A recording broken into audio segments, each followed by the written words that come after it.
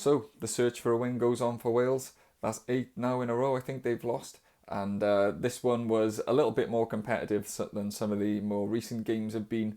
But ultimately, Australia more or less were in control for most of the game. There was a few momentum swings back and forth, but largely Australia had the big moments. And when they needed someone to pull something out the bag, it was an Australian player that put their hand up. Um, what did Wales really offer in attack? Hardly anything, especially until Costello came on.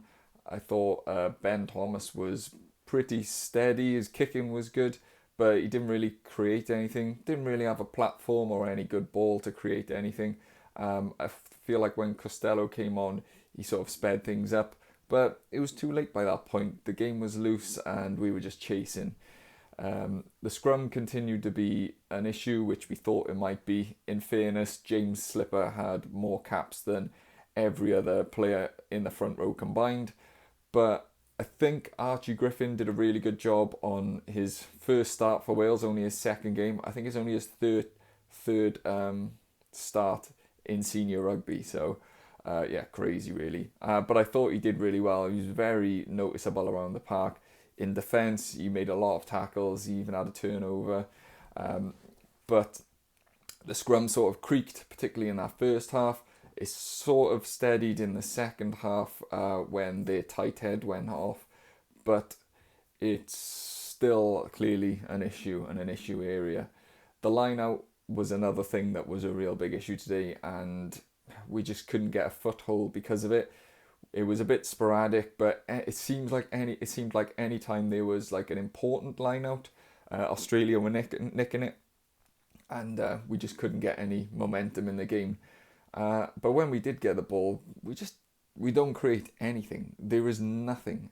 I can't explain how it's so blunt. No matter what we do, we throw sort of a couple of passes and a couple of patterns, and other than like the odd Wainwright break where he carries through and makes a bust, there's just no creativity.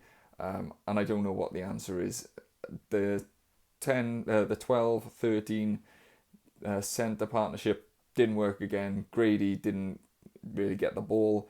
Owen Watkin, I mean, I really like him as a player, and I think he's brilliant for the Ospreys, but I don't think he's international quality. He hasn't got that difference to be able to make a little bit something happen or whatever.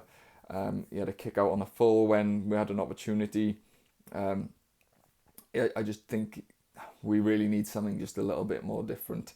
And when you think of all the young centres we've got now, I think we need to just leave Tompkins and Watkin out and just get the young centres in. If he's going to be blooding all these young centres and trying different things, then just go all out, because it's just another game now where we definitely should have won that game. The Australian squad have trained 4 times together, and we've had basically most of those players have had 2 camps together now with the Six Nations and then this summer tour, and they look like the team that have been together longest. A lot more fluidity and a lot more togetherness.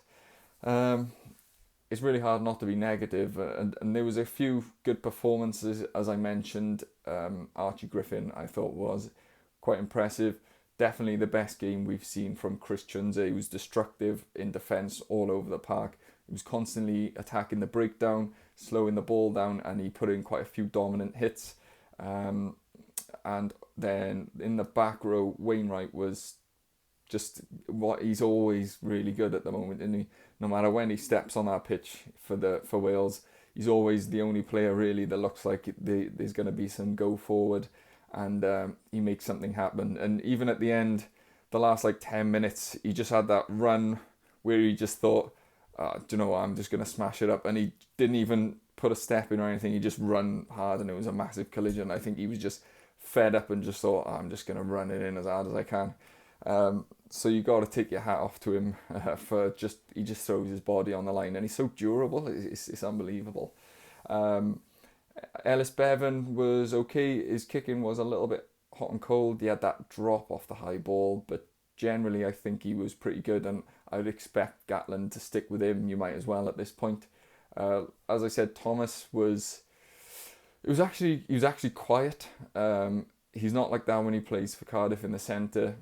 Obviously, he's been asked to do a different role, and I don't think it went bad. And like I said, his kicking was really good. He's got a really cultured boot, and his goal kicking was superb.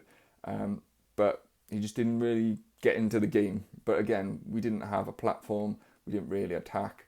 That was probably the worst game I've seen from Grady play for Wales, I think. And then out wide, I thought Hathaway was good. He had a few moments. He was looking to make something happen. Unfortunately, it was his kick over the top, which was a kick to nowhere when they ran it back and skinned Tompkins in the middle of the field and ran all the way back down. But, you're going to get that from young players. But generally, I thought he looked pretty comfortable out there and pretty assured. And he didn't look like he was making his debut, to be fair. Dyer on the other wing didn't really have any opportunities. He had that one time when he came into the line, handed off and drew and give, and made a little bit of a attack out wide. But that was really it from him. And Liam Williams was his usual self. He had an uncharacteristic drop, but other than that, he was pretty solid. And I was quite surprised when they took him off. They took him off to bring Tompkins on the centre and move Grady out to the wing and move Hathaway to fullback. It's hard to see what they're trying to do. You don't see the development of a game plan or identity. And Tompkins was saying in the press in the week that they were going to strip it all back and it was going to be simple and it was going to be like we used to play, solid and just grind out the team. But it wasn't even that. We didn't keep the ball for long enough. We didn't have any dominant carries. The ruck speed wasn't quick enough to move Australia around.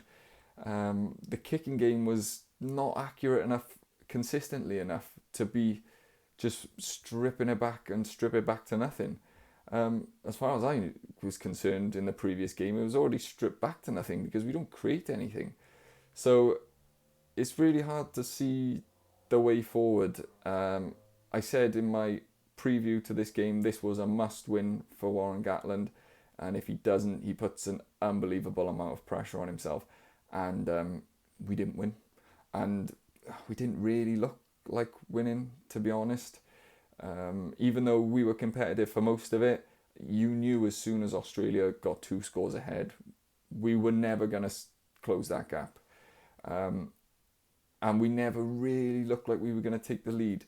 Obviously, we were quite unlucky with that driving maul, which got called back for obstruction by the letter of the law. It was a bit harsh, but it's the letter of the law. What can you say? Other than that, yeah, we don't look like we're going to score off unless we kick the ball into the corner 5 meters out and drive over the line. That's our identity at the moment. And we're not even that clinical at that. So, yeah, I don't know what the idea is moving now into the next game. Does he just stick with the team that started now? Does Thomas stay at 10? I would imagine that he will, out of stubbornness. Same for Grady at 12, out of stubbornness, I think. Does he bring someone else in, maybe an Eddie James into the centre, or maybe Tompkins to partner Grady? I don't know.